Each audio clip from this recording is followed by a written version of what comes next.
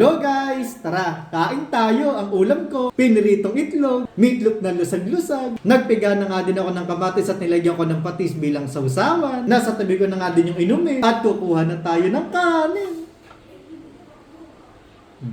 Alam mo na, konti lang kakainin ko.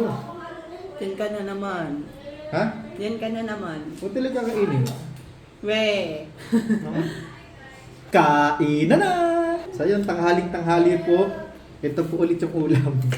Dilata sa itlog. Kasi po, wala po si mama. Nagpa-check up po ulit siya. Pina-check up po niya ngayon yung ano po niya, yung goiter. At ganun po ulit. Wala naman po ulit nagtinda. Kaya dito na kumuna ulit yung Wala po dito yung kapatid ko yung pamangkin. At si Papa naman po gumagawa po ng bahay. Kaya kumain na po yun. At yung dalawa ko naman po kapatid, tinatawag ko na para kumain. Ayaw po eh. Bahala sila.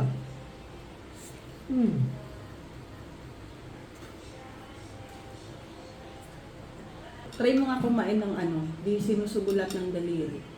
Sige. Yan, ganyan. Diba? Dapat. May nabasa kasi ako sa comment na bakit mo daw pinapasok lahat ng daliri mo. Alam mo kung bakit? Siyempre kasi kanya-kanya tayong pagkain yan. Ako kasi, mas komportable ko na pinapasok ko yung kamay. Parang na, Parang nasa siya nung kumain, nagaganahan. mas dun ka nasasarapan. Ganito yun. Yan.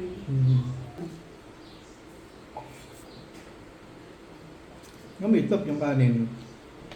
Ganon.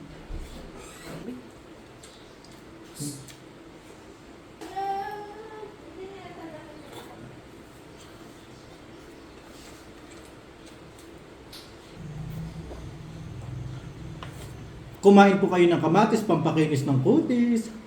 Akala ko ba hindi ka na uulit? Ha? Biro lang yun. Sineseryoso mo naman yun. Kunti lang po.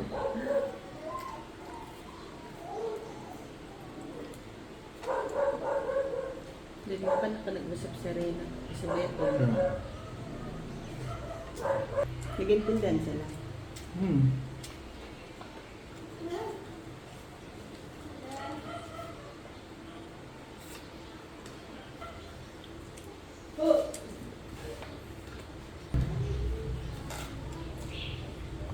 Lok, lok, lok. Oh!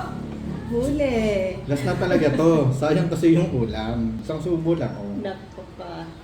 Pas na.